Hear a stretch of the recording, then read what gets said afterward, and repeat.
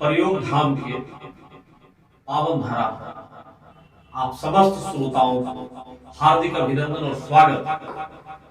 मैं आज बैठा हूं प्रयोग धाम में। आज का ऐतिहासिक दिन 30 अक्टूबर 2023।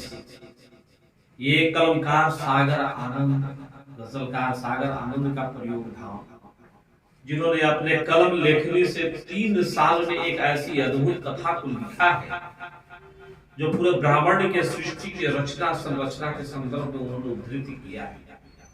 समस्त जगत प्राणियों के बारे में उन्होंने कहा है, जिसमें इतिहास भविष्य, इतिहास के लेखन में भूत भविष्य वर्तमान तीनों विषयों पर चर्चा करी गई है। विज्ञान धर्म तमाम विषयों पर चर्चा की गई है। यह एक ऐसा प्रयोग धाम का एक ऐसा लेखनी जो केवल और केवल भारत रत्न, एक नहीं 72-75 भारत रत्न की भी मांग करी जाए वो कब मानी जाएगी। एक ऐसी अद्भुत कथा सागर आनंद ने लिखा है। आज मैं बैठा हूं, आज उनके माता जी का आज पुण्यतिथि है। माता प्रभावती के पुण्यतिथि के अवसर पर उन्होंने समर्पित किया है अपने लेखनी के एक छोटी सी कथा। उसमें मैं एक छोटी सी बात कहते हुए मैं पुनः अपनी बात को आपके सामने लाता हूं।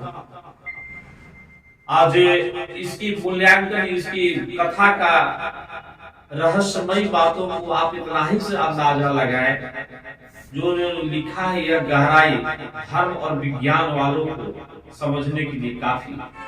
इन्होंने अद्भुत बात नहीं, सबसे अद्भुत बातों को उन्होंने उद्धृत किया प्रयोग धाम के प्रथम पन्नों पर, जिसको उन्होंने लिखा है, जिसको मैं कोड कर रही है प्रयोग धाम। प्रयोग धाम के प्रथम पन्ना पर जो उन्होंने उद्धृत किया है वह भी अद्भुत है, जिसको मैं 2 लाइन आपके सामने प्रस्तुत कर। सांस लेना ही जीवित होने का एकमात्र प्रमाण पत्र है। बातों को गौर फरमाएंगे जितने हमारे श्रोतागण है वो मेरे तरफ मुखातिब होते हुए यह बात को गंभीरता से लेंगे। मैं केवल कथावाचक के रूप में या प्रयोग धाम की बातों को रखने के लिए नहीं आया हूं। यह इसको मूल्यों को समझा जाए। सांस लेना ही जीवित होने का एकमात्र प्रमाण पत्र है। सांस लेने से अधिक कोई महत्वपूर्ण कार्य नहीं है। सांस ही चल रही है, सांस ही रुक रही है। हवाओं को वश में करना ही मानव का अंतिम लक्ष्य होना चाहिए। हवाओं के होने का ऐसे हम और आप सांस ले रहे हैं, आगे की ओर चलना ही जीवन की परिणति है। भूतकाल को भूल जाना संभव है। प्रत्येक क्षण ही पास्ट टेंस होता है। पास्ट टेंस कहने में भी करंट टेंस का उपयोग हो रहा है। फ्यूचर के होने से उम्मीद की किरणें चमक रही है। फ्यूचर के बाद वाले फोर्स डे के फ्यूचर टैब लैब में आपका स्वागत है। कुछ ऐसी टेक्निकल भाषाएं, कुछ ऐसे अद्भुत शब्द का प्रयोग किया जाता है प्रयोग धाम में। इतनी कलिष्ठ शब्दों का प्रयोग किया जाता है जिसे समझना, जिसे पढ़ना, जिसे सब कुछ करना भी आसान नहीं होता है। ये बातों से आप अंदाज लगा सकते हैं कि मैं भाषा का विद्यार्थी हूँ, मैं साहित्य का विद्यार्थी हूँ, लेकिन मुझे भी पढ़ने में कठिनाई होती है।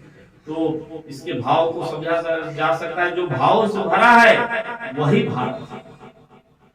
जो ज्ञानों से परिपूर्ण है वही भारत है। जो सभ्यताओं में अग्रगण्य है वही भारत है। जो नाग मूल ज्ञान का खगोल करता है वही भारत है।